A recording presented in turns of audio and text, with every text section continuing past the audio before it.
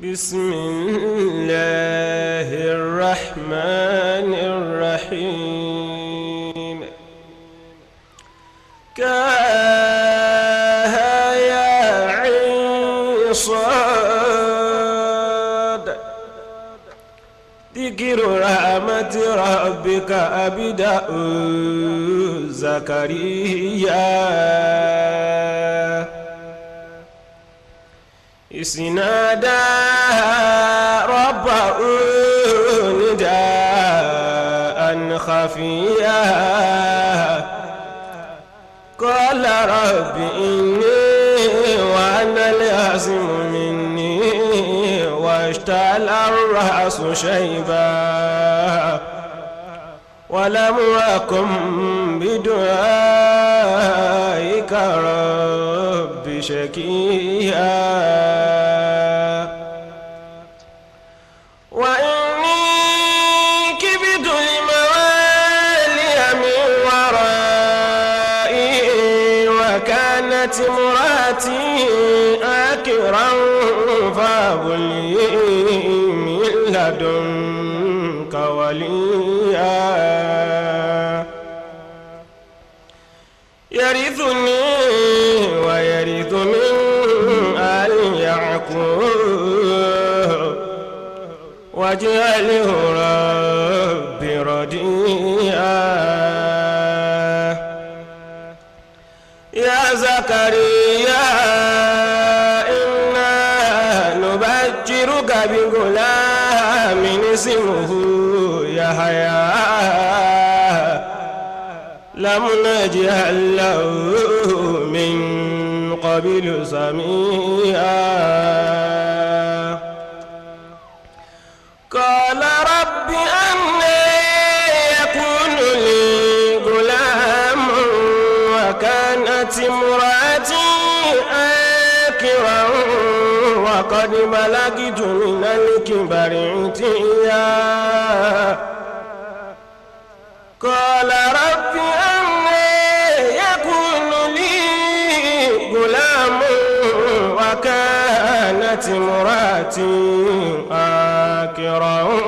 وقد بلغت من الكبر عتيا قال كذلك قال ربك هو علي هين وقد خلقتك من قبل ولم تك شيئا قال رب اجعل لي آية قال آيتك ألا تكلم الناس ثلاث ليال سويا فخرج على قومه من المحراب فأوحى إليهم أن سبحوا بكرة وعشيا فخرج على قومه من المحراب فأوحى إليهم أن سبحوا بكرة وعشيا يا يحيى خذ الكتاب بقوة وآتيناه الحكم صبيا وحنانا من لدنا وزكاة وكان تقيا وبرا بوالديه ولم يكن جبارا. أعوذ بالله من الشيطان الرجيم. بسم الله الرحمن الرحيم. الحمد لله رب العالمين رب كل شيء الذي يفعل ما يشاء ويحكم ما يريد إنه عليم قدير والصلاة والسلام على رسولنا محمد المصطفى المبعوث رحمة للعالمين وعلى آله وصحبه أجمعين وبعد. adúpẹ́ lọ́dọ̀ Ọlọ́run atọrọ kẹ́gẹ́ fún Adam Muhammad ẹ̀rí pé gẹ́gẹ́ bá ṣe ń bá ètò yẹn lọ wáyà kan ló kọ̀ support tó dá wa ọlọ́mọ dá wa padà sẹ́yìn kọ́lọ́n kó ṣíjú àánú wọ̀ wá kó ṣe ràn wá lọ́wọ́ ọmọ ẹ̀dẹ́ èèyàn kì í pé ọlọ́run nìkan náà lọ́ba tí ó pé kó ṣíjú àánú wọ̀ wá ẹ rí i pé níbi tí mo tara àdúrà fáwọn tí wọ́n ti lọ nínú àwọn àgbàlagbà Maulana Sheikh Adam Sheikh Kamal Sheikh Yusuf al-Ibwaji Sheikh Mustapha Zaglul Sheikh Musin Sheikh Abdulatif Sheikh Jirjis Allahumma arhamhum ajma'in ọlọ́mọba wa kẹ́ wọn kó sì bá wa kẹ́ gbogbo àwọn mùsùlùmí tí wọ́n ti kọjá lọ àtàwọn tí wọ́n kú ń bẹ ọlọ́mọba wa ṣe wọ́n pẹ̀lẹ́pẹ̀lẹ́ la ilaha illallah ẹ rí i pé mo ti mú mẹ́sẹ̀gì kan wá lórí ìṣesí wa tí ò da àwa mùsùlùmí kọ́lọ̀ ń sì bá wa ṣàánú brọ́dà wa bàbá wa Ayọ̀adé Kájúẹ̀ bàbá gbogbo ọjọ́ táyé bá ń jáyé ọlọ́mọdé ó pàdánù ọmọ má wàá jó pàdánù ọmọ sáyé má sì jó pàdánù ọmọ lórí ẹ̀sìn la ilaha illallah arísìkí tó pé téèyàn máa fi lu ayé tí ò ní mọ̀ọ́sì tí ó máa rí dẹ̀ra tí ò ní mọ̀nira tí ó máa rágbéga tí ò ní jáwálẹ̀ kọ́ ló ń bá wa ṣe fún la ilaha illallah torí pé òun ló júwe ní tàǹpé ní Islam fún gbogbo ẹni tó lòun mọ̀ ẹlòmínà lágbára kó ṣe irú ẹ̀ kóhun tó lè kó lẹ́kọ̀ọ́ lọ lọ́rin bá fa pọ̀ lọ́rin àwọn èèyàn sì pọ̀ mẹ́ kódà tójú ò bá kẹ́lẹ́ omi ìmú wọ́n lè láwọn ó sàsì ó dojú ti Islam torí àwọn àṣeṣí tá a máa ń sábà lò nìyẹn kọ́lọ́n kó sì là wá kú ọ̀nbẹ la ilaha illallah nítorí àsìkò kọ́lọ́n kó sì ju àánú wa ẹ rí i pé àkọlé ọ̀rọ̀ tí a fẹ́ sáré yànnàná yìí lára àwọn àdánwò tá à ń jẹ́ kó máa yẹ wá yí pé tá a bá ṣọ́ra ká padà sí Al-Qur'an àwọn aburú kan bẹ tí Ìsìláàmù tí àdìsù ó dálẹ̀ sọ́run Ìsìláàmù tí ó sì máa já àwọn ọmọ wa gbà àwọn tí wọ́n ń já wọn gbà ní ìsìn ara ń ta wọn lórí àwọn prógrámù yìí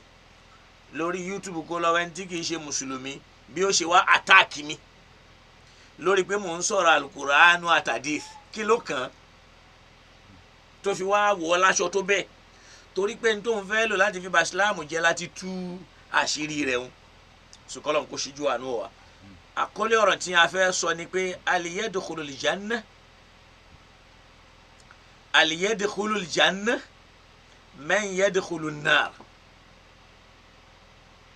ẹni tó ti wọná ṣé ó tún lè padà kó onú náà ni kó wá wọ àlìjẹ́nà ọ̀gbọ́ tàbí ká sọ pé aliyadkhulul jannata man dakhala an-nara ba'da dukhulihi aw aliyakhruj min an-nar ila al-janna ọ̀gbọ́ ẹni tó ti wọná aliyakhruj min an-nar ila al-janna يعني aliyakhruj ahlu an-nar min an-nar ila al-janna ba'da dukhuli so lẹ́yìn tó ti wọ̀ kó wá kú ńbẹ̀ kó wá padà sínú aljanna ẹ rí pé ara àwọn àkọọ́lẹ̀ kan ní Islam tí wọ́n ń jó mẹ́yẹ wá yí pé béèyàn bá wọ̀ náà ó lè padà wọ aljanna ṣé lóòótọ́ lórí bẹ́ẹ̀ ara àwọn ahadíìfù kan tó sọ bẹ́ẹ̀ tá ń sọ bẹ́ẹ̀ fún Ànábì ẹ rí pé lómi yóò mẹ́lẹ́rọ̀ yìí pé àwọn ẹni yóò gba àdìsù gbọ́ rárá àdìsù tó bá yapa ọ̀rọ̀ Ọlọ́run mo sì dúpẹ́ lọ́dọ̀ Ọlọ́run àrí kan nínú àwọn àfáà náà ń jó ní àfáwà Yunus Akóredé wọ́n láwọn àdìsù wọ̀nyẹn rawahu Iblis ọ̀gbọ́ bóyá tọ́lọ́mbà tiẹ̀ lé ní kí n rí ẹnìkan ló sẹ́ndì ẹ̀ sí mi ìgbà táwọn náà ó sọ̀rọ̀ àwọn ní àwọn àdìsù ní àwọn àdìsù tí Ìbílísù gbà wá ni gbogbo wọn ní ọ̀rọ̀ Ànábì ò lè tako ọ̀rọ̀ Ọlọ́run ẹ̀rí pé Maulana Sheikh Abawa Alágége Ọlọ́run jẹ́ kẹ́mi wọn túbọ̀ gùn fún wa ẹ̀rí pé a padà kí wọn a sì padà yìn wọn nígbà àsìkò bá tó àfọwọ́n Akóredé sọ pé àwọn àdìsù wọn yẹn rawahu Ọlọ́run ti ní kí n rí mo fẹ́ play ẹ ni ká tiẹ̀ gbọ́ látẹnu wọn káwọ́ pé kí ni baba Alágége ń sọ tẹ́lẹ̀tẹ́lẹ̀ tí wọ́n fi tako baba náà ẹnjìníà torí pé lè yóò ní ti bí òun. ẹ̀mú àlàyé wá ń gbé Ọlọ́run bá sọ pé ẹni tí ó bá ti lágbára láti fẹ́ obìnrin kó ṣe sùúrù ó lọ́ wọn padà rọ̀ wọ́n lọ́rọ̀ ẹ ti sọ pé ní sàṣà sọ pé ẹ̀yin ṣùgbọ́n àwọn máa ń gbọ́ àwọn ọ̀rọ̀ kan pé ṣòṣìṣẹ́ dé dára báyìí pé sàbí kan lọ bá lóore sọ̀sán pé kò sí ń dààmú láàmú àbí ní ìjọ oníyàwó báyìí àtúrí ọ̀rọ̀ yẹn máa ń tẹ̀ka ọ̀gbọ́n wọn níyàwó àbí ní kọlọ̀ fẹ́yàwó ó tún padà dé ó ní nǹkan ẹ̀ máa tún lé sí ni títí ìgbà tó wá fẹ́yàwó mẹ́rin ìgbà yẹn ni wọ́n wá ń jáwó ni wọ́n náà wú ni ọ̀rọ̀ wá délé wọn ṣé ọ̀rọ̀ lè ṣe dédé àwọn tí ẹ bá sọ báyìí. hadith ni rawahu Iblis. Iblis ló ṣe kìíní ọlọ́gbà wa àti níbi bẹ́ẹ̀ àwọn ọ̀rọ̀ náà tó ànábì ìtakùrà wọn. Ẹ máa wo ànábì ní ẹni tí wọ́n lágbára kó máa gbà wẹ̀ àbí ọlọ́run ní ẹni tí wọ́n lágbára kó ṣe sùúrù kí náà méjì fún ẹni tí wọ́n lágbára sùúrù náà ní ìgbéra àwẹ̀ náà kọ́ ló máa di yóò tó máa di ṣáwà lọ́wọ́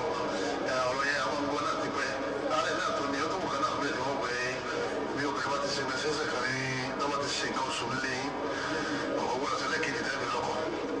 ọgbọ́n ọ̀sẹ̀ lẹ́kìnní tẹ́bi lọ́kọ̀ wọ́n wá àdìsí tí ìgbésẹ̀ sọ́gbà àwọn yẹn wọ́n pọ̀ rẹpẹtẹ lẹ́yìn ọba táwọn yẹn gbé wọn gbogbo ìwà tó ní mẹ́rin lè má. alhamdulillah mo rò pàwọn náà gbọ́ kókó ọ̀rọ̀ ń bẹ ní wípé wọ́n láwọn àdìsù wọn yẹn rọ̀wáhù Iblis pé ṣe ìtọ́nù ló gbà wá sílẹ̀ akáyà àwọn èèyàn àwọn náà wájú yí wa pé ọ̀rọ̀ ànábì àtọ̀rọ̀ ọlọ́run kò lè takora wọn alhamdulillah ìtafẹ́ ló ń bẹ̀ nù ìbéèrè táwa ń béèrè nísìnyí ni wípé ìjẹ́ni tó ti wọná ṣó lè padà wá kú ònú náà kó padà wá dọ́mọ àlìjánnà ẹ jẹ́ ká lọ gbọ́ àdìsù àkọ́kọ́ ni pé Abi Sa'id al-Khudri àdìsù tí mo fẹ́ kà yìí ó wà nù Sahihul Bukhari ó sì wà nù Sahihul Muslim nínú Sahihul Bukhari tí yẹn bá ka di 6192 yóò bá ń bẹ̀ tí yẹn bá ka Sahihul Muslim tó bá ka hadith 184 yóò bá ń bẹ̀ àdìsù náà wà rè. عن أبي سعيد الخدري رضي الله عنه أن النبي صلى الله عليه وسلم قال وأن أبي سعيد الخدري أولم بوا يونسي أولا النبي سويبه إذا دخل أهل الجنة الجنة وأهل النار النار يقول الله وأن نبا تاوى ما الجنة با والجنة تاوى ما ننا با ونت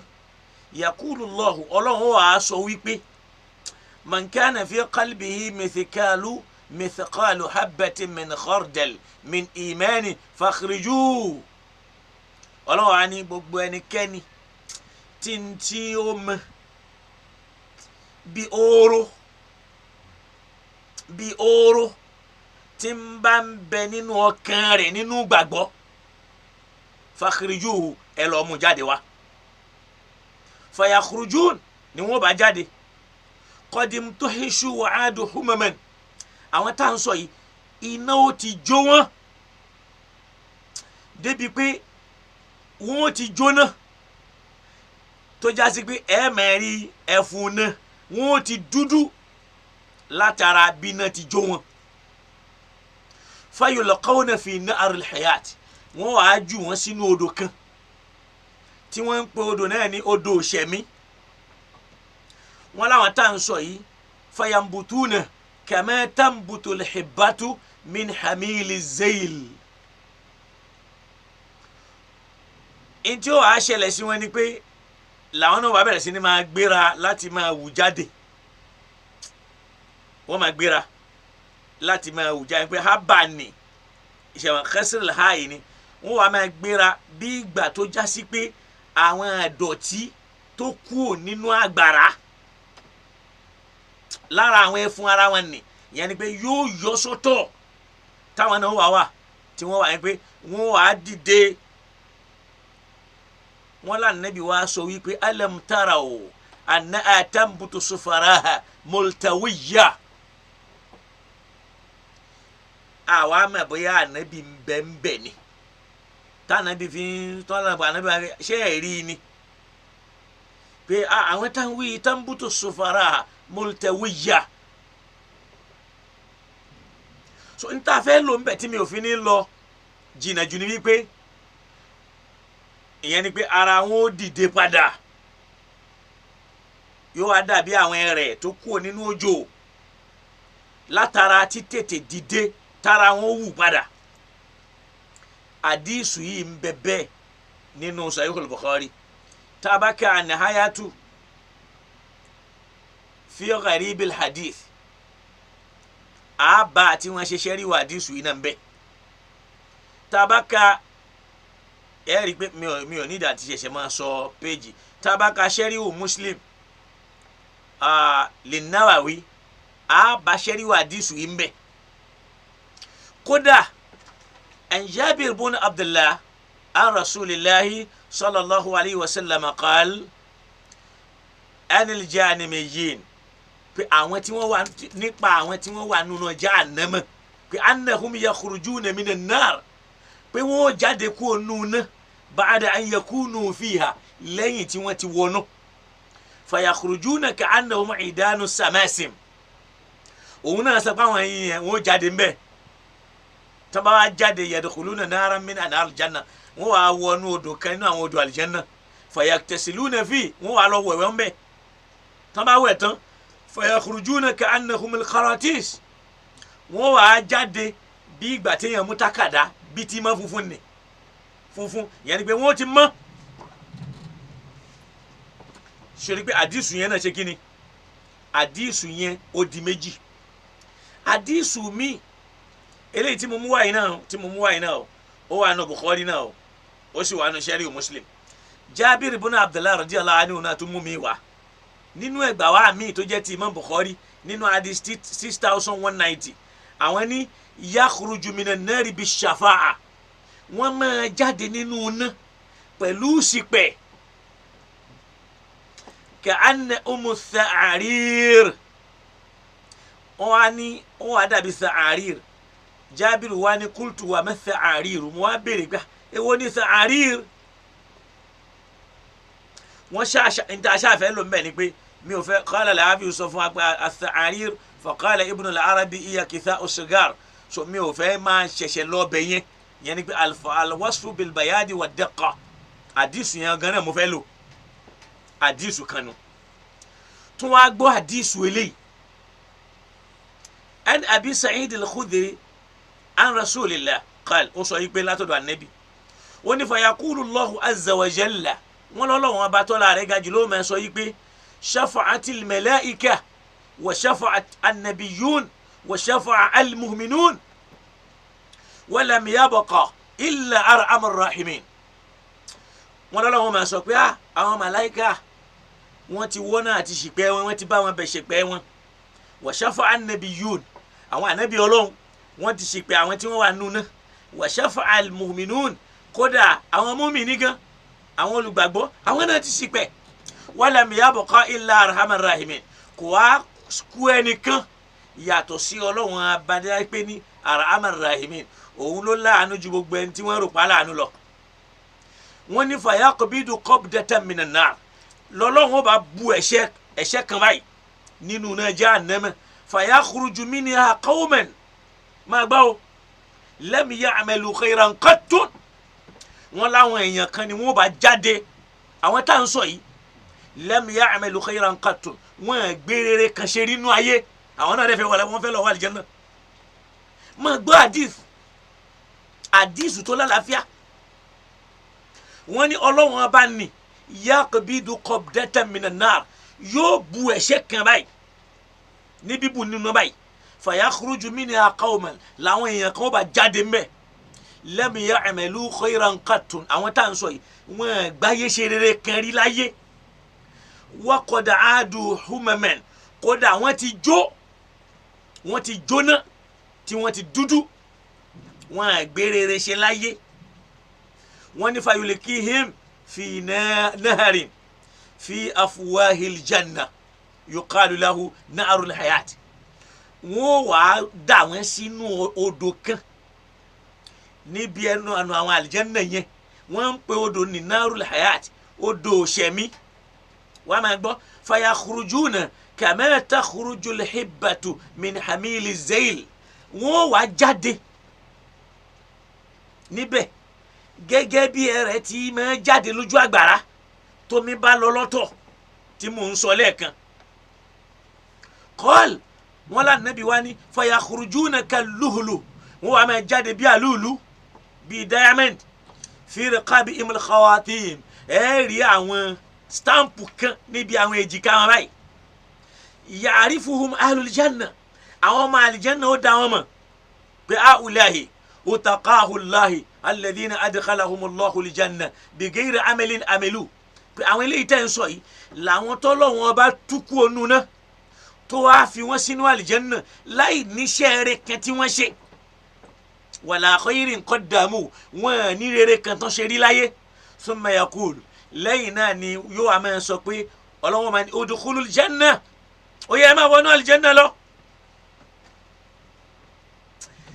tí kèfèrí bá mú yìí dání pé kí ló ń kírun sí kí wàá ló ń gbà rẹ sí ọlọ́run máa ń ṣàánú àwọn èèyàn tó bá ti wọná wàá máa àdìsí yẹn ò tí ì tán o àdìsí yẹn wá ń sọ yìí pé fayakuluna ọlọ́run ní ẹ wọnú àlìjánná láì ṣiṣẹ́ rẹ̀ kán nínú ìgbésí ayé wọn ọlọ́run wá lọ mú wọn kú ònú náà falamma ra'aytumuhu fahuwa lakum fama ra'aytumuhu fahuwa lakum ọlọ́run wa máa ní gbogbo ntẹ́ ẹ bá rí inú àlìjánná ni ẹ̀yin lẹ́ni fayakuluna làwọn ní wàá máa sọ pé rabbana qad a'taytana ma lam tu'ti ahadan minal alamin ọlọ́run ó fún wa ní tó fẹ́ nìkan rí inú ayé ọlọ́run ó bùn wá ní tó bùn ẹnìkan nínú ayé fayakulu lakum indi afdal lọ́lọ́run tó máa sọ pé kódà ó ìtukù èyí tó tújù yìí lọ fún yín lọ́dọ̀ mi hadisul Bukhari wa Muslim ọlọ́run ó tún jó yé wọn ipe kódà èyí tó jù yìí lọ tó ń bẹ lọ́dọ̀ mi fayakuluna ni wọ́n bá máa sọ fọlọ́run wípé ya rabbana ìrẹ́ ọba wa o ayu shay'in afdal min hada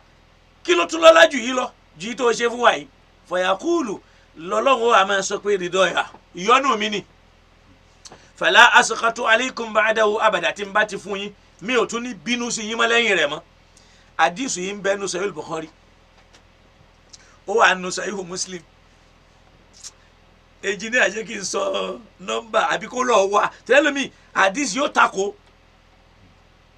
àwọn nǹkan ó kọ́kọ́ pé irú ẹ̀ kò ṣeé ṣe kábà nínú Sahih Bukhari kódà ó wà máa rí àwọn àfa wọ́n tún wá máa ṣe ṣẹ́ríwò àdìsù yẹn àdìsù yẹn ń bẹ nínú Sahih Bukhari kódà ń bẹ nínú Sahih Muslim nínú Bukhari hadith 7002 ń bẹ ń bẹ nínú Muslim hadith 182 ń bẹ ń bẹ láfùsù tá a lò yìí ti ìmáàmù Muslim ni tá a fi gbọ́rọ̀ yìí wáyé nínú àdìsù mi nínú Bukhari àti Muslim bákan náà ani Abdullahi ibn Mas'ud radiyallahu anhu qala ó ní inni la'alamu akhiru ahli an-nari khurujan minha wọn lá nàbí sọ pé mo mẹni tí ó kẹ́yìn jáde nínú ọmọ náà wa akhiru ahli al-janna dukhula mo sì mẹni tí ó gbẹ̀yìn wà al-janna anabi wa ni rajulun yakhruju min an-nar qabwan ẹnìkan tí ó jáde yóò jáde láti inú náà ni tó bá wá jáde ní qabwan yakulu lahu wọn àmọ́ Ọlọ́run máa sọ fún yín pé fayakulu Allah Ọlọ́run máa ní idhhab fadkhul janna ó yá máa lọ nú al-janna fayatiya fayatakhayyal ilay anna nítorí àsìkò àdìsù eléyìí náà wọ́n wá bá àdìsù yẹn débi wípé Ọlọ́run àmọ́ ní fa inna laka mithla dunya wa ashrata amthaliha déédéé ilé ayé ní bẹ fún ọnú àlìjánná ni àti irú ayé lọ́nà mẹ́wàá wa inna laka mithla wọ́n tọ́lọ́mbà wa sọ bẹ́ẹ̀ fún fayakulu taskharu minni yóò wá máa ní òun fi mí ṣe yẹ̀yẹ́ ni aw tada'u minni àbọ̀ òun fi mí rẹ́rìn wa ana al-maliku èmi lọ́lọ́lá falaqad ra'aytu rasulallah ó ní mo rójìṣẹ́ Ọlọ́run níjọ́ náà dọ́hìkà tánàbí náà rẹ́rìn ata bàdátì náà wá jésù tó fi di pé àwọn eyín ọ̀gá ẹ̀ báyìí tó kó ta wa kana yakú ti ń sọ pé dhaka adna ahli janna manzila pé tí ó máa sọ pé ipò tí wọ́n ń sọ ní àlìjánná ni ó dhaka adna èyí tó tún wà ń dẹ̀ǹdẹ́lẹ̀ jù nínú ipò àlìjánná nìyẹn o ó wà nínú àdìsù Imam Bukhari nínú àdìs 6202 ó wà nínú Muslim àdìs 186 ká lè mọ̀ pé àwọn àdìsù yìí ń bẹ ń bẹ pé yóò àwọn ọmọ náà tó ti wọ náà yóò wá wà àlìjánnà láì níṣẹ́ rẹ̀ kan tó ṣe. àdìsù kan tún rèé tó jẹ́ Sahih Muslim ìyẹn náà tó ń jẹ́ kó yé wa wípé wọ́n lá Nábì sọ pé yutabi an ahli dunya min ahli nari yawm al-qiyamah fayusbagu fi nari sabgha thumma yuqal ya ibna adam hal ra'ayta khayran qattun hal marra bika na'im qattun fayaqul la wallahi ya rabbi wa yutabi ashadd an-nas busa fi dunya min ahli janna فيسبق سبقة في الجنة فيقول يا ابن آدم هل رأيت بوسا قط هل مر بك شدة قط gbogbo eléyìí ìyẹn nǹkan la fẹ́ lò àti gbọ́ àwọn àdìsù yẹn ibo làwọn àfáà ti wá rí rúrònú yìí ọ̀dọ̀ àwọn Yahudi ni wọ́n ti rí ẹnjìníà ìrònú àdìsù tá a mú wáyé níbo làwa mùsùlùmí ti rí ọ̀dọ̀ àwọn Yahudi láti rí wá jẹ́ kí n sáré mú àyà kan wá tá a fi mọ̀ pé ìrònú yìí ìrònú àwọn Yahudi náà là ń gbé wọnú Islam náà mo fẹ́ mú àyà kan wá nígbà tí Ọlọ́run bá ń sọ̀rọ̀ nípa àwọn Yahudi làwọn máa ń sọ̀rọ̀ wípé lan yamassana an-naru illa ayyaman ma'duda iná yìí ò lè jó wa ó lóye ọjọ́ tí ó fi jó wa tó bá yá á padà kó mi á lọ ní àlìjẹ́nnà tálùkùránì gan sọ bẹ́ẹ̀ nípa wọn léyìí tọ́lọ́hún ń jẹ́ kó máa yé wa wípé wọ́n ń tan ara wọn lórí irú ọ̀rọ̀ bẹ́ẹ̀ mo fẹ́ wo àyà nìní o torí pé lára àrònú àwọn Yahudi nù ni tí wọ́n mú sínú ẹ̀mí wípé táwọn bá tiẹ̀ wọ́ná àwọn wọ́ná fọ́njọ́ díẹ̀ ni àwọn ó sì padà kó bẹ́ẹ̀ tásìkò bá tó ìyẹn náà ló wá ń táwọn Yahudi fi ń ta yín mọ́ lọ́n lọ́wọ́ mi rò pé engineer mi rò pé ń gbọ́ ní tí mò ń sọ yíyé mo fẹ́ mú àyà yẹn wá nínú Al-Qur'an ni tọ́lọ́wọ́n bá ń sọ yìí pé àwọn Yahudi lára tí wọ́n ń sọ tí wọ́n máa fi ṣe fáàrí ni pé lan yamassana an-nar ìyà náà lè jẹ àwọn iná bò ó bóyá kó o bá mi wáyà nì iná yìí tí ó bá tiẹ̀ jó àwọn ọjọ́ díẹ̀ náà ni now mo fẹ́ mú àyà yẹn jáde nínú Al-Qur'an ìrònú àwọn Yahudi lọ́rọ̀ yìí àwọn ni wọ́n máa lo irú ìrònú bá nì pé lan yamassana an-naru illa ayyaman ma'dudatan ìyà náà yóò lè jẹ àwọn ìyẹn náà yóò bá mi gẹ́ta yà ni naam sura wo ló wà yẹn wá yà ni jáde lan yamassana an-naru illa ayyaman ma'duda bóyá tọ́lọ́mbà sì ní ẹni bá ní tó bá lè bùn wá lillahi alhamd bọ́jẹ̀ ń wá àyà Al-Qur'an táwọn Yahudi máa fi ṣe fáàrí ìgbà iná yìí báwọn bá tiẹ̀ wọ́ná kò lè jẹ́ gbére illa ayyaman ma'duda tá ń pọ́jọ́ díẹ̀ náà làwọn fi wọ́ báwọn bá sì ti wọ́ àwọn padà kú mẹ́ so naam àwọn wọ náà àwọn sì kú mbẹ ni Suratul Baqara ló wà àyà 80 báwo Suratul Baqara àyà 80 ni àyà tí mò ń wá yìí wà mo fẹ́ ka àyà yẹn kó lè má bi tí Yahudi tí wọ́n gbóyà dé àwọn ni wọ́n máa fi ta yín bẹ́ẹ̀ wọ́n mọ̀ fọ́ Ọlọ́run ta yín ó ti rí àyà 80 náà ló wà àyà yẹn ni pé Ọlọ́run ní wa qalu nígbà tó ń sọ pé fawailun lilladhina yaktubuna al-kitaba pé ègbé àti òfò ń bẹ fáwọn tí wọ́n máa fi ọwọ́ ara wọn kọ ìwé tó bá wá kọ ọ́ tán summa yaquluna hadha min indillahi tí wọ́n wá ní ìwé yìí ọ̀dọ̀ Ọlọ́run ló ti wá o liyashtaru bihi thamanan qalila nítorí owó tí ò tó nǹkan wọ́n fẹ́ ta ọ̀rọ̀ Ọlọ́run fawailun lahum mimma kasabati aydihim nígbà tó wọ́n á gbọ́rọ̀ ya ìyà Ọlọ́run bẹ fún wọn látara tí wọ́n fọwọ́ ṣe àti tí wọ́n fọwọ́ kọ Ọlọ́run ní wàkálù yehudi ó máa ṣe fáàrí wípé lan yamassana naru illa ayyaman ma'dudatan iná Ọlọ́run ọba ò lè jó wa àyàfi fáwọn ọjọ́ díẹ̀ alukurani wa ni kul ìrẹ́ ànábì sọ fún wọn pé àtàkàstùm indallahi ahadan ẹtì ẹ̀yin ti ní májẹ̀mú ni Ọlọ́run ọba ti fún yín lámàdájú rú ẹ̀ ìjẹ́ Ọlọ́run ọba ṣàdéhùn rú ẹ̀ fún yín falan yukhlifa Allahu ahdahu Ọlọ́run ò ní kò ní yapa àdéhùn am taquluna ala Allahi ma la ta'lamuna abẹ́ ń sọ ń tẹ́ẹ̀mọ̀ sọlọ́hún wá gbọ́n tí Ọlọ́run fi ń dá wọn lóhùn lọ́wọ́ bàlá ọ̀rọ̀ orí bẹ́ẹ̀ pé bẹ́yìn àbá wọná yóò padà jáde mẹ́ man kasaba sayyi'atan ẹnikẹ́ni tó bá hùwà àìdá kan wa hatat bihi khati'atuhu táìdá náà tó sì ṣe tí ò bójú ẹ̀yìn pẹ̀lú ẹ̀ táṣìṣẹ́ náà tó ṣe mọ́ lára táyé màgbà ó ṣe báyìí fa ulaika ashabun nar irú àwọn èèyàn bẹ́ẹ̀ ọmọ náà ni wọ́n ń fi khaliduna tó bá ti wọ bẹ̀ wọ́n tún jáde mọ́. mi rò pé a jọ gbọ́ àyà tí tọ́lọ́hún sọ ní Al-Qur'ani yìí irú ẹ̀ náà làwọn àfáà wa náà gbé wá sínú ìsìlámù yìí o tí wọ́n ń pè ní àdìsù yìí o ìrònú yahudi ni o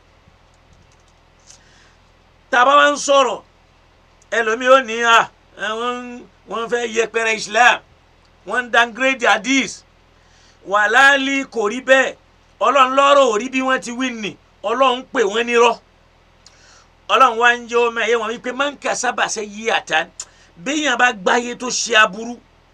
wa atat bihi khati'atuhu tó sì já sí pé àwọn ẹ̀ṣẹ̀ rẹ̀ tó ṣe nì aburú yẹn náà ló kàn ṣe jọ síbẹ̀ tó wá kọ̀tọ̀ lọ́hùn tí ò rí dáadáa ṣe irú èèyàn bẹ́ẹ̀ kí lọ́lọ́run ni yóò ṣẹlẹ̀ sí la ilaha illallah ashabun nar ọmọ náà ni wọ́n òun fi khalidun wọn ò ṣe gbére mẹ́ èyàn wá gbọ́n tí wọ́n lànà bí sọ́nbí àwọn kan wọ́n wà nù ná Ọlọ́run ó sì lọ kó wọn jáde kódà àwọn àgbáyé ṣe rere rí ẹni tí ò gbáyé ṣe rere ẹ dákun kí wá ló gbáyé ṣe kó má dàbí pé èèyàn tún fàdísì yẹn parọ́ ó yẹ kéèyàn tún ṣe kíni ká tún àdísù náà kà gbádìsù nì wọ́n ládìsù yẹn ń sọ yìí pé shafa'atil malaika wa shafa'an nabiyyun wa shafa'al mu'minun wa lam yabqa illa arrahimin àwọn màláíkà ti bẹ̀bẹ̀ àwọn ànábì Ọlọ́run ti bẹ̀bẹ̀ àwọn ẹni Ọlọ́run ti bẹ̀bẹ̀ ẹni ó kù náà ni Ọlọ́run ọba aláàánú wọ́n ní fa yakhbidu qabdatan minan nar Ọlọ́run abuye gígé ẹ̀ṣẹ̀ kan báyìí nù náà fa yakhruju minha àwọn tí ó wá jáde mẹ́ qawman àwọn èèyàn kan ní lam ya'malu khayran qattun wọn àgbáyé ṣe rere kan rí láyé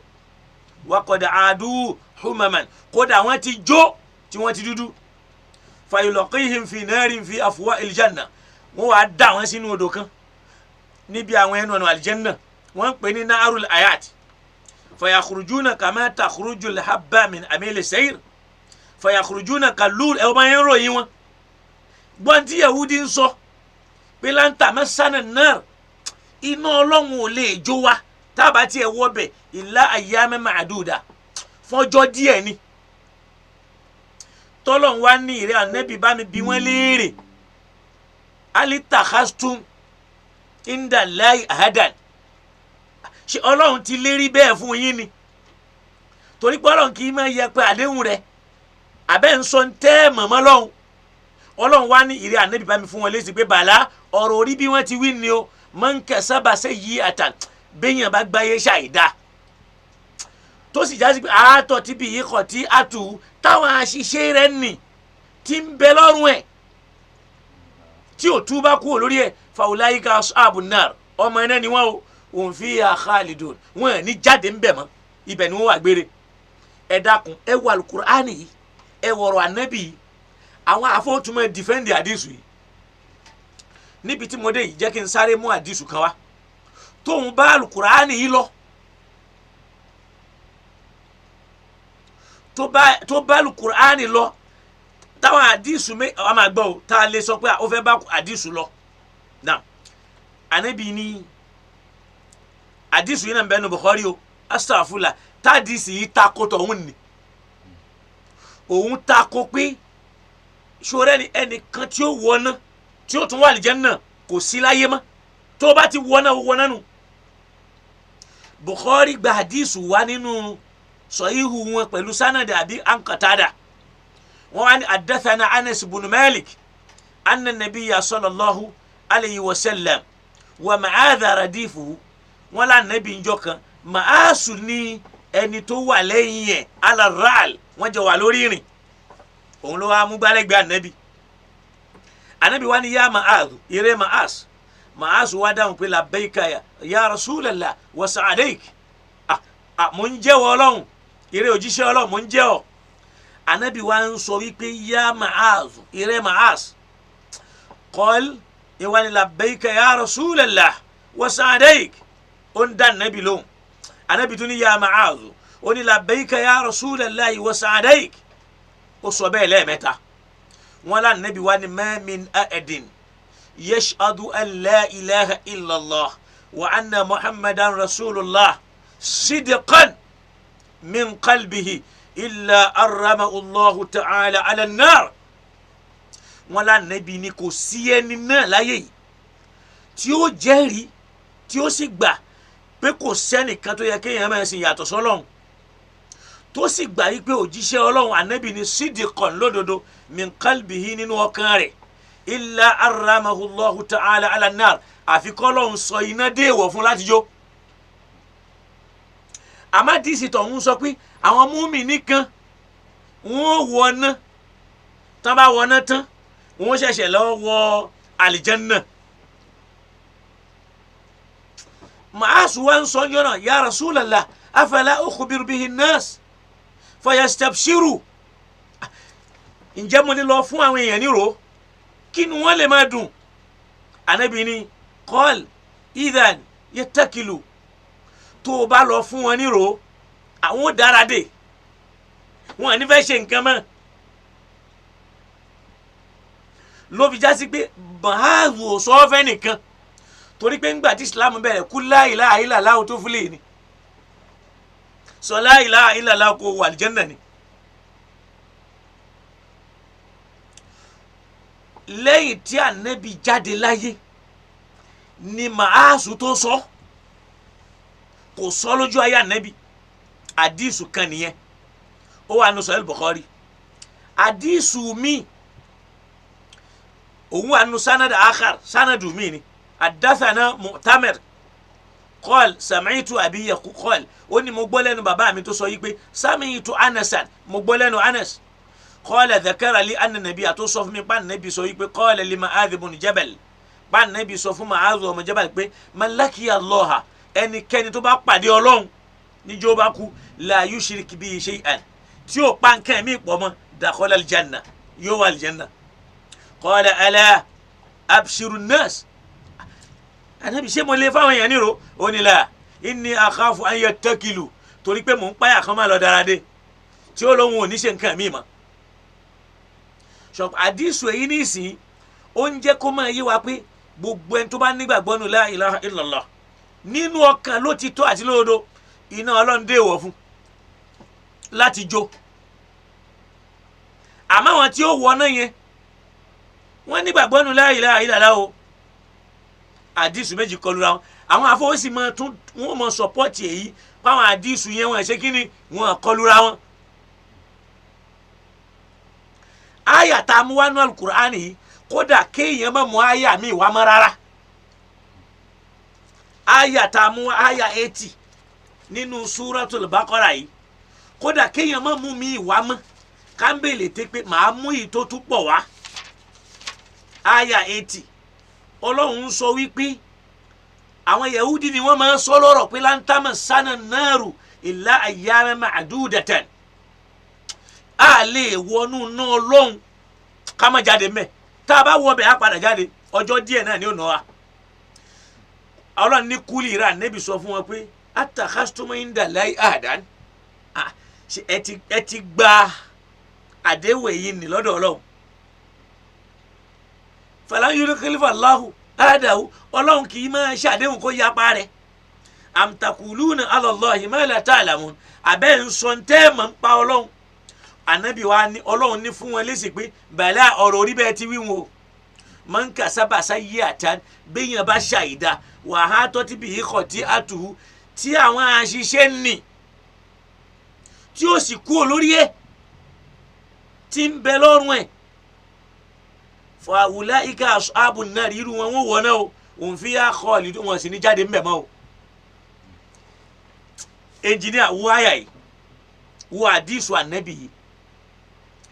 ìbéèrè tó wáyé ká bira wa léèrè ni pé èwo ni ká wá gbàgbọ́ ṣal Qur'an ní ká bá lọ ní àbádìsù àwọn àfọwọ́ máa sọpọ́tì àdìsù yẹn tó sì já sí pé fikiratun yahudiyatun ìrònú yahudi ni wọ́n sì fi rọ àdìsù wọ́n gbé àwọn sánàdìlé ẹ dákun sọ̀hábà wo ló fẹ́ lóun gbọ́ ilé lọ́dọ̀ ànábì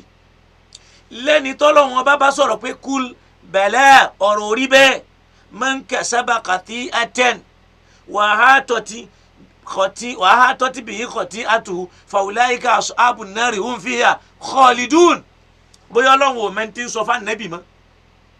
ẹ wo bí tí wọ́n ń gbà wọlé sí islam lára nítorí ọlọ́run ẹ dákun ẹ wo ìrònú yahudi tálùkùránì ń kọ̀nfàmù ẹ̀ tó bá yẹ pé àyà yìí nìkan la mú wá ó ti tó fẹ́ni tí ó bá gbòtítọ́ àmọ́ nítorí ẹni tí ò ní gbòtítọ́ bá mi lọ ní alukur'an nu suratul baqara àyà 257 suratul baqara quran 257 ọlọ́ni walladhina kafaru àwọn tí wọ́n bá kọ́tọ́ lọ́hùn ó ní awliya'uhum taghut olùrànlọ́wọ́ wọn náà làwọn tí wọ́n máa mú lórùrànlọ́wọ́ náà làwọn àbáyéjẹ́ àwọn òòṣà àwọn abọ́gibọ̀pẹ̀ yukhrijunahum minan nuri ila dhulumat irú wọn ni ọlọ́run máa yọ wọn kú ònú mọ́lẹ̀ bọ́ sínú òkùnkùn ni kò ní rí náà rí ọlọ́run ó wá ní ulaika ashabun nar àwọn wọ̀nyí ọmọ náà ni wọ́n hum fiha khalidun wọ́n wà ń bẹ̀ títí ayérayé ni. Suratul Baqara Quran 39 aya 39 jàre Quran 2 aya 39 ọlọ́ni walladhina kafaru àwọn tí wọ́n kọtọ́ lọ́hùn wa kadhabu bi ayatina tí wọ́n pe àwọn nǹkan ìmọ̀ wa nírọ́ tàbí wọ́n pe àwọn òfin wa nírọ́ wọ́n pe àwọn ìkìlọ̀ wa nírọ́ ulaika ashabun nar àwọn ẹ̀yẹn wọ́n wọ̀ ná hum fiha khaliduna wọ́n mọ bẹ́ńbẹ́ gbére tẹ̀lé bó dáyà méjì. Suratu Sukhruf Quran 43 aya 74 ọlọ́ni innal mujrimina fi adhabi jahannama khaliduna ṣòro àwọn tí wọ́n bá yẹ pé òbílẹ̀ jẹ́ nípa ẹ̀sìn ọlọ́run tó ń ya ọ̀daràn sọ́lọ́ lọ́rùn wọn àgbọ́tọ̀ ọlọ́run wọ́n bá yé jẹ́ wọ́n bá lẹ̀ jẹ́ wọ́n bá lú jẹ́ fi adhabi jahannam wọ́n wọ̀ náà jahannama khalidun wọ́n mọ bẹ́ẹ̀ bẹ́ẹ̀ gbére. wọ́n bá mi lọ sínú alukur'an Quran 10 suratu Yunus aya 27 mi ò ní fẹ́ kó o bá mi mísì àwọn àyà yìí ṣé o ti mísì kankan mẹ́ Sukhruf Quran 43 aya 74 ní bẹ nínú ti Sukhruf ni pé walladhina kafaru wa kadhabu bi ayatina ulaika ashabun nar hum fiha khalidun. káwá gbé àwọn àyà yìí sẹ́gbẹ̀ẹ́ àdìsù yìí bóyá àwọn àdìsù yìí wọ́n nọlifáì ọ̀rọ̀ Ọlọ́run ni kò yé mi o. Suratu Yunus Quran 10 verse 27 Ọlọ́run bá sọ mbẹ̀ yìí pé walladhina kasabu sayyahati ò gbọ́ àwọn tí wọ́n gbáyé ṣàìdá tán gbáyé ṣàbúrú jazawu sayyi'atin bimithliha déédéé aburú tí wọ́n gbáyé ṣe náà láfi san wọ́n lẹ́san rẹ̀ wọ́n á ní gba ẹ̀san mi yàtọ̀ sábúrú àmádìísì kan bí ń sọ fún wa wípé àwọn ẹnìkan wọ́n mú wọn jáde nínú náà jahannama lam ya'malu khayran qattun wọn gbáyé ṣe rere kan rí láyé iná sì ti jó wọn. Al-Qur'an ni walladhina kasabu sayyahati àwọn tí wọ́n gbáyé ṣàbúrú àwọn aburú ni wọ́n ṣe jazahu sayyi'atin bimithliha ìyà tí ó jẹ wọ́n náà ni ká fi ìyà aburú wọn jẹ wọ́n tí ó ṣe dédé aburú wọn tí wọ́n ṣe wa tar'akuhumu dhillah ìyẹpẹrẹ ó bá wọn mala'un minallahi min asimi kò sẹ́nìkan tí ó gbà wọ́n lẹ̀ lọ́dọ̀ Ọlọ́run àmọ́ níbi shafa'atil malaika shafa'a annabiyun wa shafa'a alimuminun àwọn màláíkà ti bẹ̀bẹ̀ àwọn ànábì Ọlọ́run ti bẹ̀bẹ̀ àwọn mùmínì ti bẹ̀bẹ̀ Ọlọ́run nìkan ló kù táwọn ojú ẹ̀ lọ́lọ́run wa bu ẹ̀ṣẹ̀ kan nínú Jahannama báyìí àwọn tí ó jáde ń bẹ̀ ni ó bá jẹ́ àwọn tó wáyé pé ní lam ya'malu khayran qattun wọn ṣiṣẹ́ eré kan rí láyé sọ pé ńgbà tí wọn ṣiṣẹ́ eré kan rí kí ni wọ́n ń ṣe afábúrú ńgbà wọn tiẹ̀ nínú Bukhari ẹrù Ọlọ́run kan pààyàn 99 ló bá lọ bá fa kan mo pààyàn 99 sáforíjì wa ló bá ní kò sáforíjì ló bá mú kan mọ́ ló bá dọgọ́rùn ó wá padà wà lìjẹ́ náà mi ò fẹ́ wọnú tó yẹn lọ àwọn ìtàn apanilẹ́rìn bí ìtàn Odùduwà bá ṣẹ̀kẹ̀ṣẹ̀kẹ̀ wá láti òde ọ̀run àkùkọ adìyẹ kan wá ń tanlẹ̀ ńlẹ̀ Ifẹ̀ fún Ọ̀rúnmìlà wá ní ilẹ̀ máa fẹ̀ ọlọ́mọ ṣe wá ló pònú ọ̀sán yìí kan Olúbíkin ló kọ́kọ́ jẹ́wé ọ̀sán yìí Bíkin ló kọ́kọ́ wégbò dídínrín ló kọ́kọ́ já ewé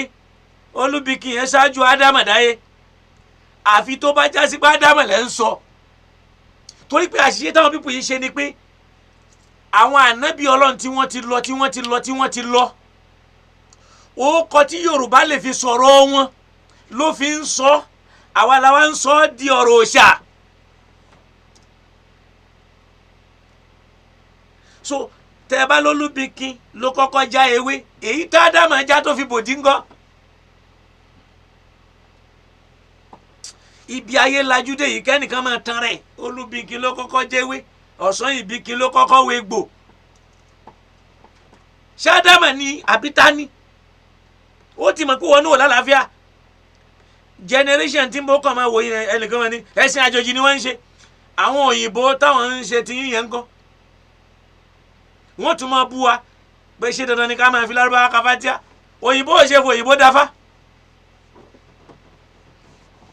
ẹ̀sìn àjòjì àwọn àjòjì náà kọ́ ni wọ́n gbé ẹ̀sìn bọ́fábọ́fá náà nílẹ̀ yìí ṣèbí tápà ní Ṣàngó kí wá ló wá kan Yorùbá láti máa bọ Ṣàngó nbí tápà ni tó wá jẹ́ Yorùbá ni níjọ́ tí wọ́n sì wá kó wa lẹ́rú àwọn Ṣàngó nǹkan kan rí wọn rí nǹkan kan ṣe wọ́n jọ kó wọn lẹ́rú papọ̀ ni ẹnjìnìà jẹ́ kú ọmọ bẹ́ẹ̀ ó ní ma lahum minallahi min asim kò sẹ́nìkan tó lè gbà wọ́n lẹ̀ lọ́wọ́ Ọlọ́run ma lahum minallahi min asim kódà ànábì ò lè gbà yẹn lẹ̀ Musa ò lè gbà yẹn lẹ̀ Ibrahim ma lahum minallahi min asim ó gbọ́ mo yìí ń bọ̀ wá sọ̀rọ̀ lórí ẹ̀ ash-shafa'atu lillahi wahda Ọlọ́run nìkan lọ́ba tó lè ṣìpẹ̀ òun nìkan ló lè ṣìpẹ̀ gbogbo àwọn àròyìn pé ànábì ní ọgbà mi bó máa dá láì ara ìwọ má ṣiṣẹ́ rẹ̀ kó a máa kọ́kọ́ jókòó sí dóni pé abiyamọ abọ́jà gbọ̀rọ̀gbọ̀rọ̀ oníṣẹ́ ńlá abiyamọ abọ́jà gbọ̀rọ̀gbọ̀rọ̀ oníṣẹ́ ńlá ànábì ní ọgbà mi gbọ́mọ mi bó bá dá láì ara ìwọ kọ́mọ rẹ má ṣiṣẹ́ rẹ̀ ọmọ ànábì Núhà ó mà lọ ìyàwó ànábì Núhà ó mà lọ ìyàwó ànábì Lútù ó mà lọ tọ́lọ ní falam yughniya anhuma minallahi shay'a ìjà nàbí ọlọ́run ọkọ àwọn méjèèjì kò rọ̀ wọ́n lọ́rọ̀ láti rí wọn gbálẹ̀ lọ́wọ́ ọlọ́run mọ́ karamẹ́sẹ́ rẹ̀ kó wá lánàbí ó mọ̀ ọ́ rí kó wá ní abiyamọ abọ̀já gbọ̀rọ̀gbọ̀rọ̀ bóyá wọn lóró lọ́jà jẹ́ kú òun bẹ́ẹ̀ ó ní ká annama ughshiyati wujuhu ọlọ́run ló sọ bẹ́ẹ̀ ma lahum minallahi min asim wọ́n wà máa tàn wá wọ́n ládìsí lèyàn lè fi gbọ́ kúránì yé bó o bá tí kúránì ò bá yé ọ wallahi ò lè gbọ́ àdìsí yé tá yóò fẹ́ parẹ́ ó kàn máa kẹsẹ̀ bọ́sẹ̀ ó sì máa ṣẹ lọ́n lọ ó sì máa gbá kúránì lójú ó sì máa tẹ kúránì mọ́lẹ̀ ó ní ká annama ughshiyati wujuhum qita'an mina al-layli mudhliman ulaika ashabun nar kí ló parí ẹ̀ hum fiha khaliduna ìwọ náà lọ́ka kúránì wọ́n máa wà ń bẹ̀ gbére ni. bá mi lọ sínú suratul arafi quran 7 ayah 36 ọlọ́ni walladhina kadhabu bi ayatina àwọn tí wọ́n pe àwọn ìkìlọ̀ wa nírọ́ àtàwọn àmì wa wastakibaru anha tí wọ́n gbẹ́rù gbẹ́rí tí wọ́n jọra wọn lójú tí wọ́n ní kí lọ́lọ́run ó ṣe wọ́n ṣe kọ́ńkí náà wọ́n kẹ́yìn sí ọlọ́ni ulaika ashabun nar àwọn eléyìí wọ́n wọná wọ́n fiha khaliduna wọ́n sì wà ń bẹ̀ gbére. àdìsú dẹ̀ ń sọ fún wa pé èèyàn bá ti wọná yóò tó bá ti jẹ́ mùmínì yóò padà jáde mẹ́. ọlọ́run tó sọ fún wa yìí pé nínú Quran 72 aya 23 suratul jinni ó ní wàmẹ́yà nígbẹ̀yìn sura pátápátá wàmẹ́ yasin Allah wa rasulahu bẹ́ẹ̀ yà bá yà pa ọlọ́run tó yà pa òjíṣẹ́ rẹ̀ fa inna lahu nara jahannama iná jahannama ti wà ńlẹ̀ fún khalidina fiha yóò mọ̀ wà ń bẹ̀ gbére. Quran 11 suratu Hudu 106 to 107 suratu Hudu chapter 11 106 to 107 ó ní fa amal ladhina shaqu ṣòro àwọn tí wọ́n bá ṣorí ibú lọ́run tọ́lọ̀ ń bá mú yàn tó bá ṣorí ibú lọ́dọ̀ ọlọ́run lálùkìyàmà fàfi náà inú náà ni ó wọ̀ ó ní làwọn fi safirun wa shayikun nínú náà yẹn wọ́n máa gbọ́ àwọn ohun tó lè ya etí tí wọ́n máa gbọ́ àwọn ohun tí wọ́n máa dún khalidina fiha wọ́n sì máa bẹ́ńbẹ́ gbére ni madamati samawati wal ardu lódì wọn ti sánmà àti ilẹ̀ bá ń bẹ léyìí tó túmọ̀ sí pé kò sí tó lè gbé wọn kó nu náà ó ní illa ma sha'a rabbuka àyàfi ìtọ́lọ́mùbá tún fẹ́ kó tún bá wọn nù yà ni ó mọ̀ bá wọn bẹ̀ àwọn afọwà tún pé àyàfi àwọn tọ́lọ́mùbá fẹ́ mú kú òun bẹ̀ bí ìròpọ̀ ó gbọ́ ọlọ́run ò sọ pé illa ma sha'a rabbuka àyàfẹ́ ìtọ́lọ́mùbá fẹ́ mú kú òun bẹ̀ ó ní illa ma sha'a àyàfi irú òdiwọ̀n irú ràn yà mí tọ́lọ́run ó bá tún fi jẹ wọ́n mẹ́ wọ́n tún lè máa rí nǹkan mi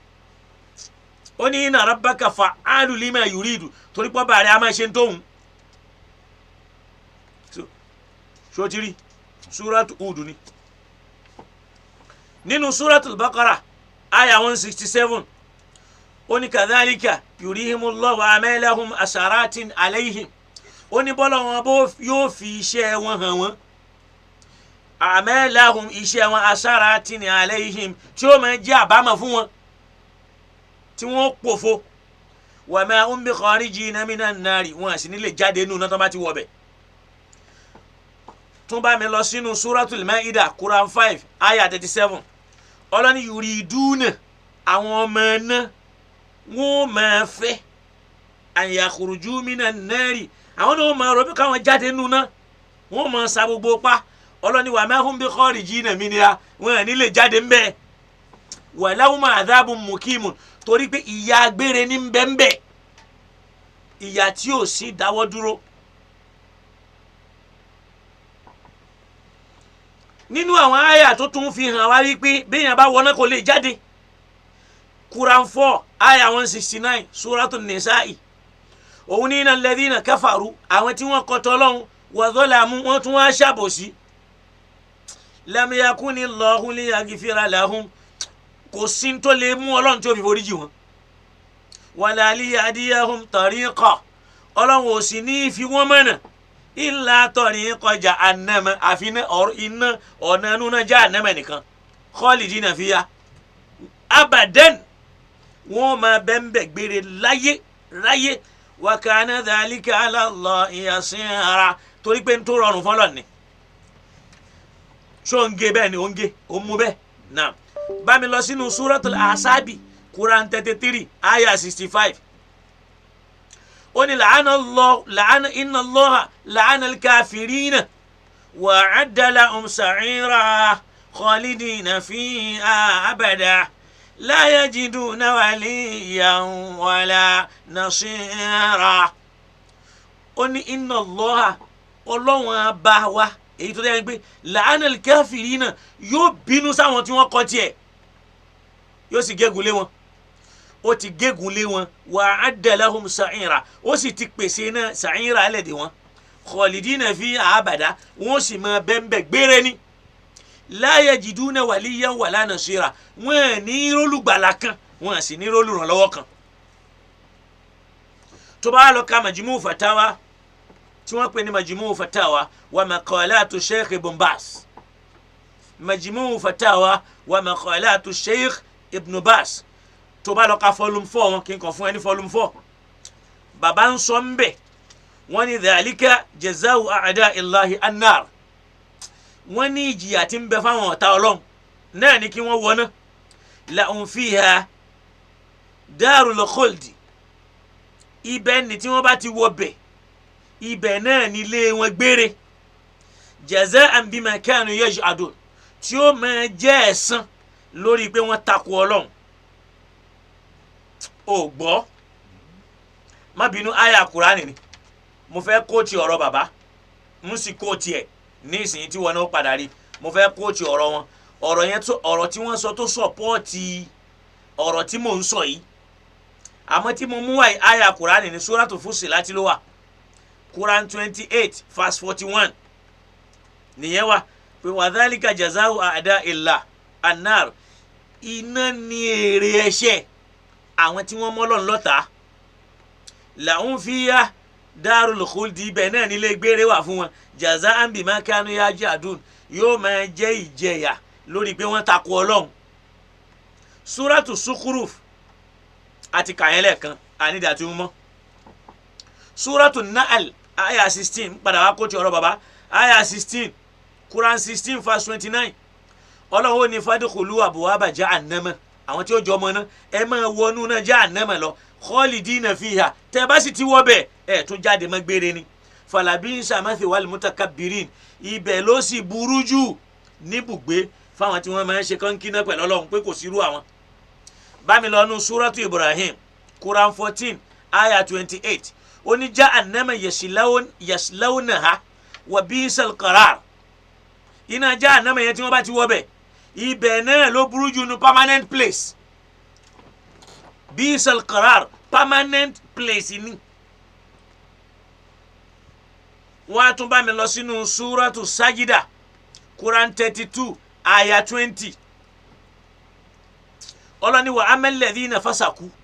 ṣọwárà àwọn tí wọ́n gbáyé ṣàìdá wọ́n ṣe pòkì wọ́n ya pòkì famawahumun naru iná mẹ́ nílé wọn kullama aradu an yakhruju minha gbogbo ìgbà tí wọ́n bá ń rò ó pé káwọn jáde ńbẹ̀ u'idu fi àwọn ọmọ dá wọn padà síbẹ̀ wa qila lahum khazanatuha wọ́n wá máa sọ fún wọn àwọn tí wọ́n jẹ́ aṣọ́bodè pé zuku adhaban nar ẹ máa jìyà Ọlọ́run lọ alladhi kuntum bihi tukadhibun níyà tẹ́ pè nírọ́ bámi lọ́nu Suratul Baqara aya 39 Quran 2 ó ní walladhina kafaru wa kadhabu bi ayatina ó dà pé mo ti mú yẹn wálẹ̀ kan mo ti mú wá aya kan nínú sura Quran 3 Ali Imran aya 116 òun ní innal ladhina kafaru ṣòro àwọn tí wọ́n kọtọ lọ́hùn lan tughniya anhum amwaluhum owó wọn ò ní lè gbà wọ́n lẹ̀ wala awladuhum ọmọ wọn ò ní lè gbà wọ́n lẹ̀ minallahi shay'a láti lè mórí bọ́ lọ́dọ̀ Ọlọ́run rárá bí tí wọ́n mọ̀ wa ulaika ashabun nar àwọn tá a sọ yìí wọ́n wọ̀ náà òun fiha khaliduna wọ́n mọ bẹ́ẹ̀ bẹ́ẹ̀ títí láéláé Ọlọ́run nínú Suratu Ra'd Quran 13 aya ẹlẹ́ẹ̀karùn Ọlọ́run tún sọ mbẹ̀ wípé wa ulaika alladhina kafaru bi rabbihim ṣòro àwọn tá à ń sọ̀rọ̀ wọn bọ̀ yìí o náà làwọn tí wọ́n kọ́tọ́ lọ́wọ́ ọba wọn wa ulaika al-aghlalu fi a'naqi àwọn eléyìí á fi ṣẹ̀kẹ̀ṣẹ̀kẹ̀ sínú ọrùn wọn bí wọ́n ti máa ń kó ṣéènì sí ọrùn ọ̀daràn ṣẹ̀kẹ̀ṣẹ̀kẹ̀ ńlá eléyìí náà ní ìrònú àwọn àáfàá tí wọ́n fi gbà pé èèyàn ò gbọ́dọ̀ lọ ṣéènì tó bá ti wọ ṣéènì yóò wọ́n náà. ó ní wa ulaika ashabun nar àwọn eléyìí wọ́n wọ́n náà hum fiha khaliduna wọ́n mọ̀ bẹ́ẹ̀ bẹ́ẹ̀ títí láéláé. so suratul mujadala náà Quran 58 aya 17 òun lan tugniya anhum amwaluhum wala auladuhum minallahi shay'a owó wọn ọmọ wọn ò lè gbà wọ́n lẹ̀ bí tí wọn mọ nínú ìyà Ọlọ́run ulaika ashabun nar wọ́n wọ́n náà wọ́n sì máa bẹ́ẹ̀ bẹ́ẹ̀ gbére. tó bá tún wá wo suratu tauba Quran 9 aya 17 níbi Ọlọ́run sọ pé ma kana lil mushrikina an ya'maru masajidallah ó ní sha'idina ala anfusihim bil kufur àwọn tí wọ́n ti jẹ́rìí tí wọ́n jẹ́ káyé mọ̀ pé kèfèrí làwọn ó ní irú wọn ni ulaika habitat a'maluhum iṣẹ́ tí wọ́n gbáyé ṣe ti bàjẹ́ wa fin nari khalidun wọ́n ó gbére sínú náà ni nínú tauba bákan náà aya 69 Quran 9 ó ní man yuhadidillaha wa rasulahu béèyàn bá ń kọjá àlà sọ́lọ́hun àtànẹ́bì àdáda ó á kọjú sọ́lọ́hun ó kọjú sànẹ́bì ó ní báwọn tọ́lọ́hun ṣe jẹ́ báwọn tànẹ́bì ṣe jẹ́ fa inna lahu naru jahannama yóò wọ́nà jahannama o khalidan fiha yóò bàbá ń bẹ̀ gbére o dhalikal khizyul adhim eléyìí làdójútì tó lágbára. ayé ẹlẹ́k Quran 9:68 ó ní wa'ada Allahu lil munafiqina wal munafiqati Ọlọ́run ti ṣe ládéhùn fáwọn mùnáfíkì lọ́kùnrin àti lóbìnrin wal kuffar àtàwọn káfìrí naru jahannama iná jahannama khalidina fiha wọ́n gbére ń bẹ̀. iya asibuhum torí pé ibẹ̀ náà ló tọ́ sí wọn wala'anahumullah torí pé Ọlọ́run ti gégùn lé wọn walahum adhabun muqim wọ́n sì máa jẹ̀yẹ permanent ìyà gbére. ṣó wàá mọ̀ wípé mo wá ń sọ lẹ́ẹ̀kan pé àwọn àdìsù tó sọ yìí pé béèyàn bá ti wọ iná yóò padà ṣe kíni yóò padà jáde mbẹ ìrònú Yẹhudi ni ibi tí mo fẹ́ parí ọ̀rọ̀ mi sínú ìrònú tala pé ìrònú Yẹhudi ni fikiratun yahudiyyatun kí ni ìrònú náà òun la mú wá nínú Suratul Baqara aya 80 yẹn pé wa qalu lára tí Yahudi máa ń sọ ní wípé tó sì wà nínú èrò wọn àkídà wọn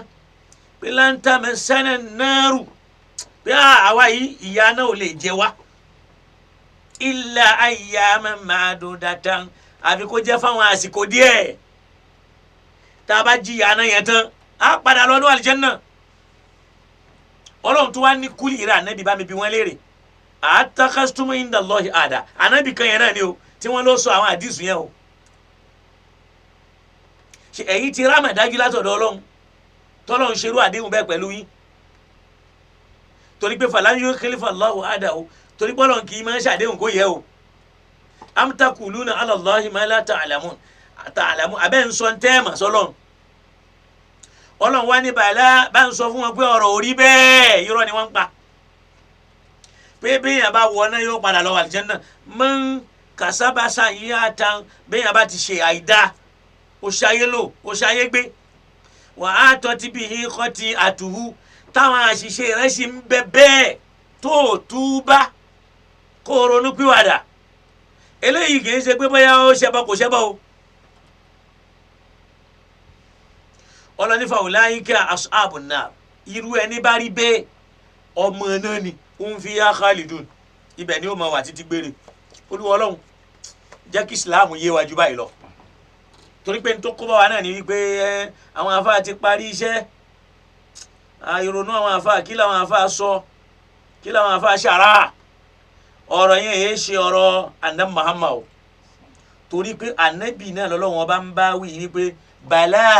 sọ fún wọn pé kò rí bẹ́ẹ̀ man kasaba sayyi'atan wa hatat bihi khati'atuhu fa ulaika ashabun nari hum fiha khalidun. àmọ́ ó ṣe ní láàánú pé àdìsù yìí ń jẹ́ òye wa wípé kódà àwọn eléyìí lam ya'malu khayran qattun wọn àgbáyé ṣe rere kan rí láyé rere ṣàpẹ́ tí ò gbáyé ṣe rere kí ló gbáyé ṣe yóò gbáyé ṣàbúrú Ọlọ́run dákun. lẹ́yìn eléyìí á padà wá sọ̀rọ̀ lórí ǹjẹ́ ìjẹ́ni tó kú sógun àtàwọn tí inú run pa wọ́n jóná ṣáwọn ni ṣèyídì ẹnjìníà ta ló kú kí ni túmọ̀ ikú ṣèyídì à ń sọ̀rọ̀ ẹnìkan kú ṣèyídì àgbọ̀yé mọ̀jẹ̀ ń bẹ̀ tán kódà yín mú àyà Kùránì wá ta ló kúkú ṣèyídì ṣàbọ̀dà bẹ́ẹ̀ bá kú sógun ó kú ṣèyídì ni bẹ́ẹ̀ ọmọ nǹkan ọmọ kútìlà dúró mẹ́lì yìí bẹ́ẹ̀ bá pààyàn nítorí owó ẹ̀ tó jà tán fi pa ṣèyídì ni bẹ́ẹ̀ bá jà nítorí ìsìláàmù ẹ̀ tó bá pa sórí ẹ̀ lórí ẹ̀sìn ẹ̀ ṣèyídì ni bẹ́ẹ̀ bá jà nítorí ọmọlábí ẹ̀ tó bá kú sórí ẹ̀ ṣèyídì ni. ìwọ náà béèrè lọ́dọ̀ ààrẹ kèfèrí tó bá jà sọmọlábí ẹ̀ tó pa sórí ẹ̀ ṣíṣe ṣèyídì lòun náà. ẹnjìníà ẹni tí èyí ṣe mùsùlùmí wọ́n wá fẹ́ pa nítorí nǹkan ẹ̀mí ẹ̀ ó wá ń díràgì ẹ̀ wọ́n wá pa ṣíṣe ṣèyídì lòun náà. abẹ́ni tí wọ́n fẹ́ bọmọlábí ẹ̀jẹ̀ tí èyí ṣe mùsùlùmí tóun náà wá ń jà á sí tán wá pa ṣíṣe ṣèyídì lòun náà. ló fi mọ̀ yí pé ìta ń pè ń ṣèyídì yẹn kọ́ ni ṣèyídì ó padà gbé ṣèyídì lẹ́sẹ̀ inshallah yóò yà ẹ́ lẹ́nu. àka Kùránì mọ́ tábà ní ẹnìkan tó bá di báyìí ẹni kúkú báyìí ẹni tó ń rọbí lọ́wọ́ tó kú alókùkù ṣèyídì. ok ṣé kèfèrí náà ti ń rọbí tó kú ṣó kúkú ṣèyídì ṣe pé máa ní àwọn àṣọ pé mùsùlùmí ẹni yóò ń ẹnjìníà ò tí ì gbọ́ mi yé ìyíhun jẹ́ àfọ̀rọ̀ yíhun lẹ̀ eléyìí náà tó lọ́rọ̀ tí gbogbo àwọn àyàtà kan lọ́mú wá ní subordinate ni ṣòro ayẹyọ kan yẹn náà tó pé wa qalu lan yamassana an-naru illa ayyaman ma'duda ìyà náà ò lè jẹ wá yóò kàn jẹ wá fáwọn àsìkò kan ní a sì lọ wà àlìjánnà. Ọlọ́run ní kul a'attakhadhtum inda Allahi ahadan Ọlọ́run ti bá yín ṣàdéhùn bẹ́ẹ̀ am taquluna ala Allahi ma la ta'lamun abẹ́ kan sọ ń tẹ́ mọ̀ sọ́lọ́n. Ọlọ́run ti ní bàlá bá ń sọ fún wa pé ìyẹn tí wọ́n ń wí ní orí bẹ́ẹ̀ o wọ́n ń tanra wọn ni o man kasaba sayyi'atan wa hatat bihi khati'atuhu fa ulaika ashabun nar hum fiha khalidun. ẹ wá gbọ́n tá di sùn wí ẹgbọ́n ẹ aláìmọ̀kan làáfà yẹn kó lọ wo sẹ́ríù kò ní ìdí kó wo Kùránì. bàbá wa mudirul markaz aleykum àlàáfíà aleykum dẹ̀ra ọlọ́mọba wa ṣe fún wọn. allahumma ya man shafaita ayuba wa kashafta dura yaquba ishfi kulla maridin yata'allam wa la yatakallam allahumma nas'aluka ash-shifaa li kulli ruh li shaykhina habibillah adam abdullah lori wa li kulli ruh ajazatan naw bisab al-marad rabbi ari thumma awwal thumma ishfi kulla nafsin لا يعلم بوجهه إلا أنت إنك على كل شيء قدير لقد جاءكم لإلاف إن آتينا فاتا. بسم الله الرحمن الرحيم لقد جاءكم رسول من أنفسكم عزيز عليه ما عنيتم حريص عليكم بالمؤمنين رؤوف رحيم فإن تولوا فقل حسبي الله لا إله إلا هو عليه توكلت وهو رب العرش العظيم. بسم الله الرحمن الرحيم لإلاف قريش إلافهم رحلة الشتاء والصيف ليعبدوا رب هذا البيت الذي أتامهم من جوع وآمنهم من خوف. بسم الله الرحمن الرحيم إن أعطيناك الكوثر فصل لربك وانحر إن شانئك هو الأبتر. بسم الله الرحمن الرحيم الحمد لله رب العالمين الرحمن الرحيم مالك يوم الدين إياك نعبد وإياك نستعين اهدنا الصراط المستقيم صراط الذين أنعمت عليهم غير المغضوب عليهم ولا الضالين. لإلافك fún àfáà wa yasalunak Ọlọ́run bá fi àfáà náà ní ìfọ̀kànbalẹ̀ kó sì bá wa yọ àfáà kó gbogbo bí wàhálà gbogbo ẹni tí ó bá ní àfa ò ní rí mú mi Ọlọ́run má jẹ́ ó rí mú mi bẹ́ẹ̀ yẹn bá fẹ́ kó rí mú mi Ọlọ́run jẹ́ kóun náà rí mú mi lè ilá fi kan iná àti iná kan bẹ́ẹ̀ yẹn bá ní kó bàjẹ́ fáfá náà yóò bàjẹ́ fún olúwa rẹ̀ bó bá ti wá fẹ́ kó bàjẹ́ fáfá tó náà ni ó bàjẹ́ fún ẹ tó ọ̀rọ̀ àfọwọ́ ayọ̀rí sí dáadáa. Bismillahir Rahmanir Rahim. لإلاف قريش إلافهم رحلة الشتاء والصيف فليعبدوا رب هذا البيت الذي أطعمهم من جوع وآمنهم من خوف ولا حول ولا قوة إنا أعطيناك Adama Ali Lori إن شاء الله Adama Ali Lori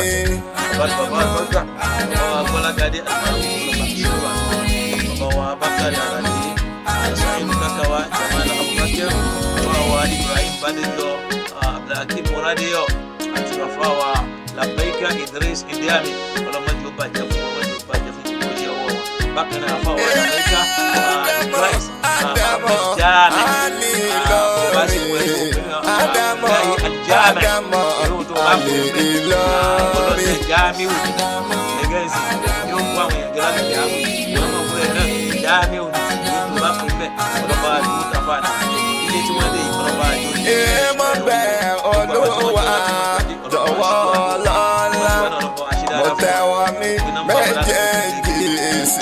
níwájú kọ́dà bí mo bá bẹ̀rẹ̀ wọ́n mọ̀ irúṣẹ́ wo Ádámà ṣáni kí wọ́n jẹ́ má ṣe fún mi lọ́mọ gbà jẹ́ rí mú mi.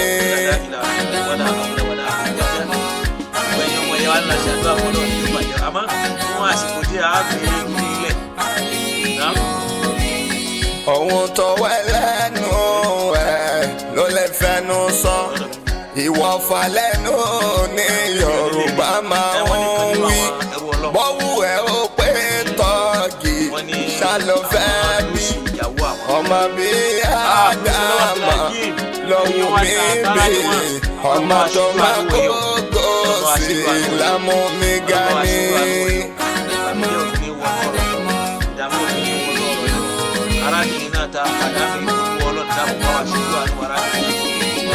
Ẹ̀gbọ́n náà ṣàlẹ̀ ríro Ádámà nílẹ̀ Yorùbá ẹ̀mí bá sọ wí kọ̀wé fáráyé wọ́n sì káwọn tíra ẹ̀ tó dẹ̀ ti ṣe tòun lọ bá dúláwọ̀ àtìlẹ̀ funfun bẹ́yà lòun rí irú ẹ̀ kó ṣe yí lé ní.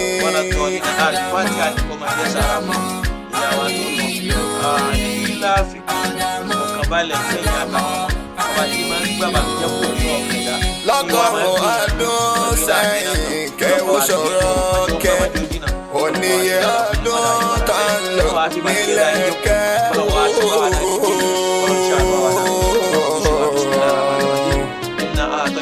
Oníye ọdún tá ń lò nílẹ̀ kẹ́wù tó sì jẹ́ kó tún níwọ̀n tọ́lẹ̀ rí kẹ́. Ṣebí ṣe wá Ádámà lọ́lọ́run rán wá lẹ́ni tó fi mí máa fọlá jùbọ̀ kẹ́wù. Gbogbo àdíṣì tó bá ti tako Kùránì àfáà Yúnúsù náà sọ bẹ́ẹ̀ ọ̀rọ̀ ànábì ò lè tako ọ̀rọ̀ Ọlọ́run pẹ̀lú àwọn àdíṣì bẹ́ẹ̀ rọ̀ wá hú ibùlí èṣù ọlọ́pọ̀ ṣíjú àná wa. Náà àwọn tá a bá fẹ́ pè +234 ẹni bá sọ pọ́ ní ọdún ní òǹtọ́rí ó lè jẹ́ kó tó tọ́ wò lọ́tí mú jọgbọ́ bẹ́yà bá sọ pé Ádámà orí nǹkan ṣe ẹ jọ̀wọ́ ẹ má bàjá ẹ má bá wí rárá àjẹpọ̀ ti yá wèrè àbò ti sá lórí. a máa fi lè retí torí pé ìṣẹ́jú tá a ní káàkó wọ́n tẹ̀tí káwọn náà lọ. náà mo fàsìkò yìí ṣàdúrà fún Olúbùsáyọ̀ ọlọ́ba wa ṣíjú àánú wọ̀nyí bákan náà díndín ọlọ́ba wa ṣíjú àánú. Ó tún lè jẹ́ bọ́rọ̀ mi tó dẹ́kun jọ níṣẹ́ lọ tí lọ nílùú nísàlẹ̀ omi ọmọ tó fẹ́ nú ẹ̀gà péré lórí tọ́lọ́hún ọ̀fẹ́ rú ẹ̀ nínú ìran wọn ó lè jọ pátá Ádámà ló rán níṣẹ́.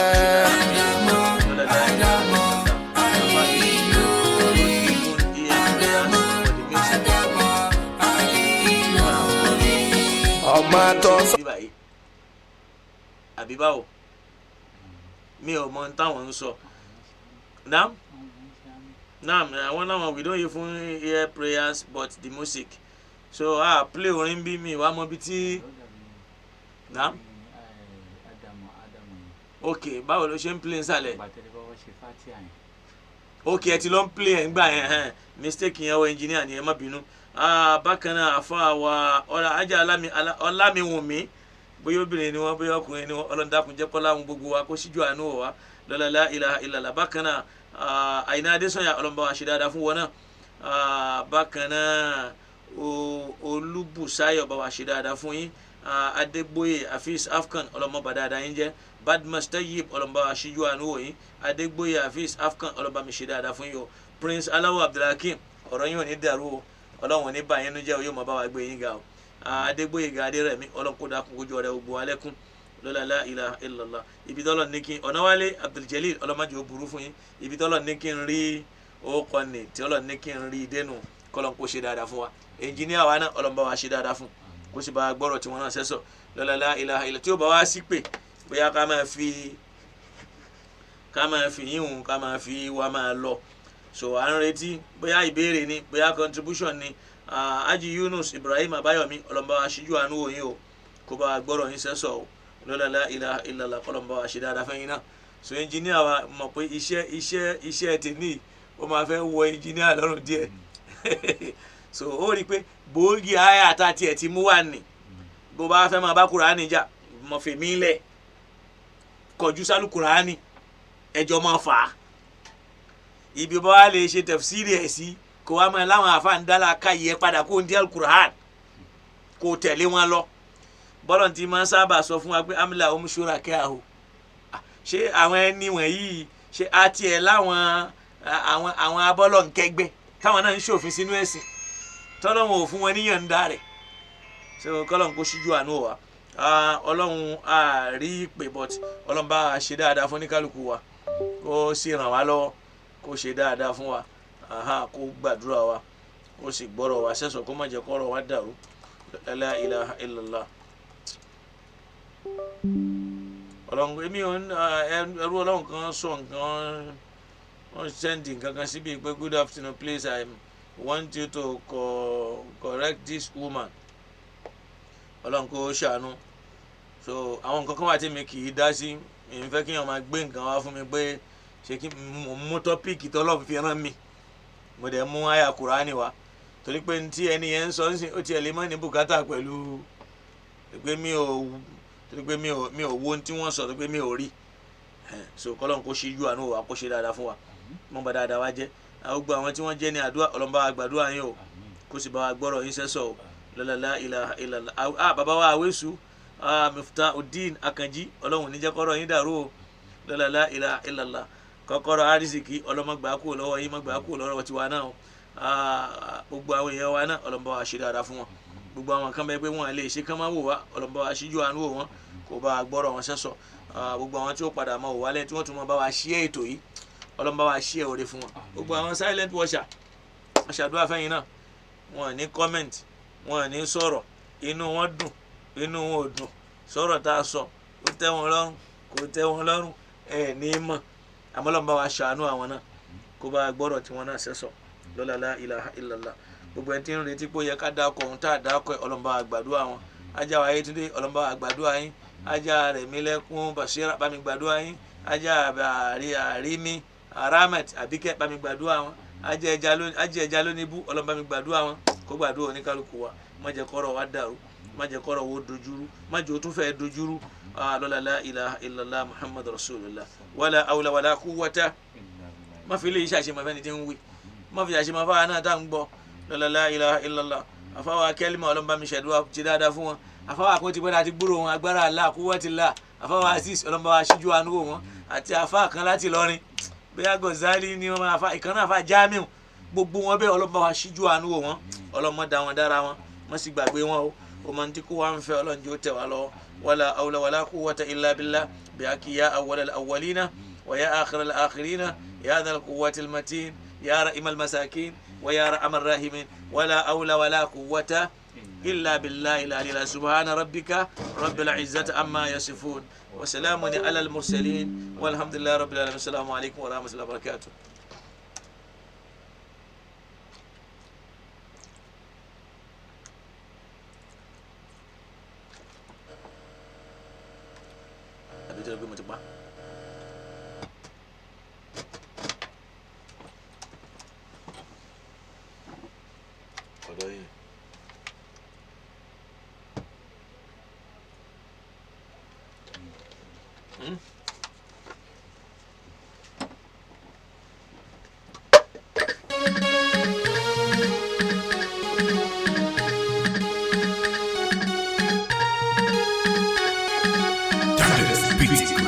Adama, Adama, Ali Lori. Adama, Adama, Ali Lori.